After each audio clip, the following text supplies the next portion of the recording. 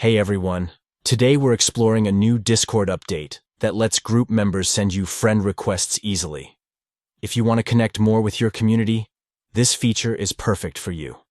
Let's jump right in. First, open the Discord app on your PC and log into your account.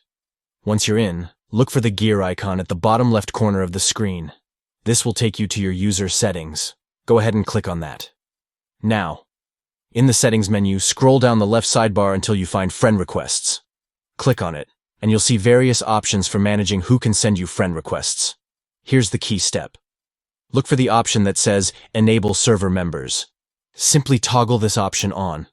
This allows anyone from the servers you're a part of to send you friend requests, making it super easy to connect with fellow members. And there you have it. You've successfully allowed server members to send you friend requests on Discord. This feature is a great way to expand your network and build friendships within your favorite communities. Thanks for tuning in. If you found this video helpful, be sure to give it a thumbs up and subscribe for more tips and tricks on Discord. Happy connecting!